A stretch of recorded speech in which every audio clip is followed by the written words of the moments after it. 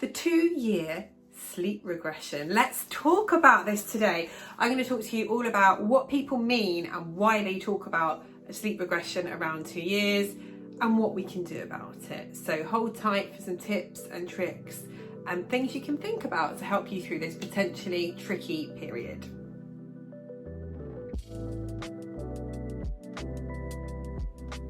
My name is Rosey Davidson. I'm an infant sleep consultant and mum of 3 and founder of Just Chill Baby Sleep, the infant sleep consultancy designed to get you the sleep that you need. We help tired parents everywhere. I've been doing this for 10 years now and I've seen many toddlers go through this stage, so I know what you are going through. Check out all the links down below for links to freebies, our website, our online courses, one-to-one calls and our blog too. So what do we mean by the 2-year sleep regression and what kind of things does that look like and how do we know if we're going through it? So first of all, the term regression is a little bit misleading. The reason I say that is because no one really regresses with their sleep. That's not what happens with little ones, but there's key moments in their development that can affect sleep.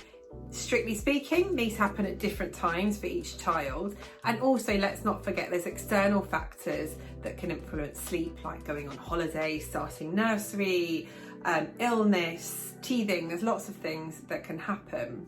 But there's also developmental things that happen too. And sometimes we'll find around the age of 2 years, sleep can go a bit crazy. You can feel like it's all fallen apart when maybe you had quite a good sleep already, or maybe you didn't anyway and it's just got even worse.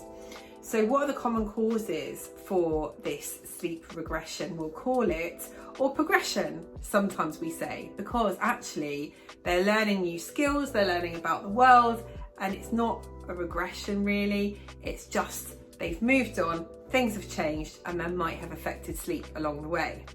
So you might find that your once fairly good sleeper is not sleeping well, night waking, refusing to go to bed, refusing naps, up in the night, in and out of their bed, into your bed, asking you to sit with them. All these things are really, really common, so you are not alone. So the few things that cause this, number one, and it's really important to keep up with this, is your little one's changing sleep needs. By that, I mean the needs they have across a 24-hour period. So there's only so much one person can sleep in 24 hours, and they have a nap, potentially, probably one nap, and they have their nighttime sleep. If they're napping too much, this can affect nighttime sleep. If they're going to bed too early, this can affect their settling at bedtime. If that gets out of hand and you start changing your boundaries and doing things you don't normally do, that can have a knock-on effect where then they expect that if they stir during the night, and it can be a black hole that you fall down where you find yourself in a situation you really didn't want to be in. So changing sleep needs is one key area that can affect this and sometimes cause this sleep blip, I prefer to call it, rather than a regression.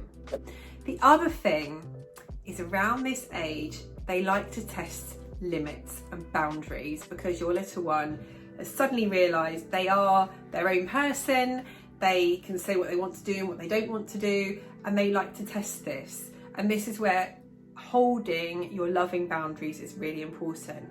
There's nothing wrong with bed sharing with your toddler, for example, but if it's not something you want to do, it doesn't align with your values, isn't the kind of parent you want to be, you need to stick to the loving boundaries and keep them in their own sleep space. Linked to this, and a common cause of problems around bedtime with toddlers, is moving them to a bed too early. So it can be quite tricky for younger toddlers to understand the concept of staying in bed. They don't have great impulse control. And sometimes when sleep doesn't feel great, parents wonder if maybe the solution is that they don't like their cots, so they move them into a bed, and it can make matters worse.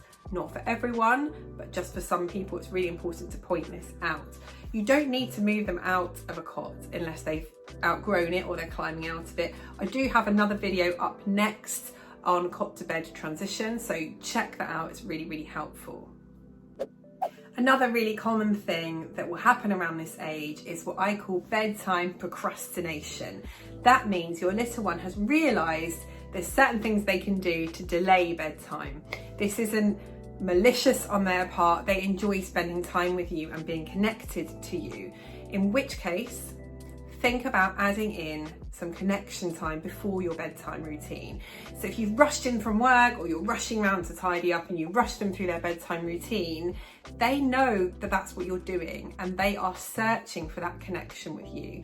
So factor in a bit of one-to-one time if you can before your bedtime routine. So put the screens away, just be you and your toddler together. Let them lead the play, or you go for a little walk in nature if it's nice weather, or you make an indoor obstacle course, or you have a cuddle, you sing some songs, you do some yoga, all these kind of ideas. What works for you? There's no right or wrong here, but just spending some quality one-on-one time can really help. And then they're not so desperate to keep hold of you at bedtime. There will often be this last request that happens just before they go to bed, or you're saying goodnight, and they keep coming up with them. So they want a drink of water, they need to use the toilet, they want one more story, or there's a certain toy that they want. Make sure you cover off all of those requests before you say goodnight, because then you're setting yourself up for more chance of getting out of that room successfully. So make sure they've used the toilet, they've had a drink, they've got their favourite toy, you've decided on 1 or 2 stories, and you stick to that. It's fine to hold your boundary here and say it's time for bed now. I love you. Mummy or daddy is always here for you. We're just going to be next door.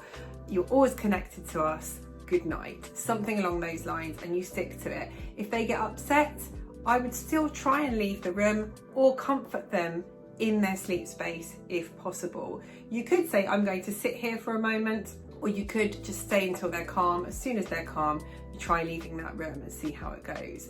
But it's very common for them to test these boundaries, and it's our job as parents to hold loving boundaries, and that is going to really, really help their sleep instantaneously, but also long term. Another thing that can really affect our little one's sleep around the age of 2 years is milk. There's nothing wrong with milk in our diets. However, if your child is having too much milk at bedtime or overnight, it can affect their sleep and other things too.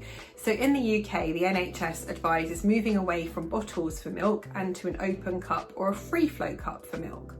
When this happens, you'll often find your little one will naturally take an age-appropriate amount of milk rather than an excessive amount. If they're still drinking from a bottle, it can affect their jaw and their teeth, and also it can mean that they take more milk than they need.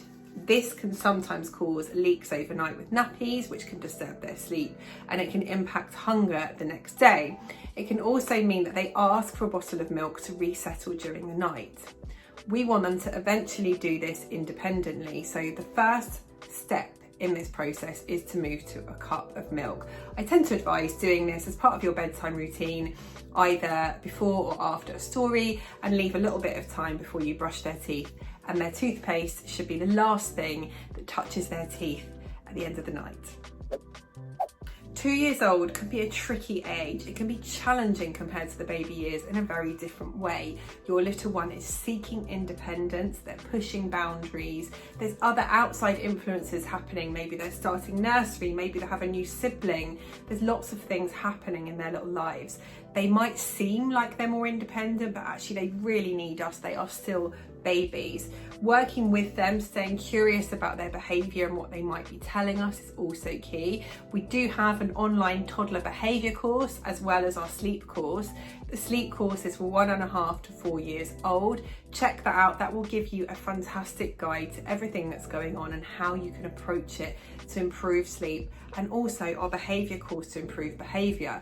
Sleep and behaviour are intrinsically linked, and you'll often find with better sleep, behaviour improves, but with better behaviour, sleep also improves because bedtime is less of a battle. If you need help, please reach out. We've got so much to offer you. Check out the links below. Don't forget to comment any questions you have on this video. I promise I will answer you, and I wish you the very best of luck going forward with your toddler's sleep into childhood, and I hope your family gets the sleep that you all need.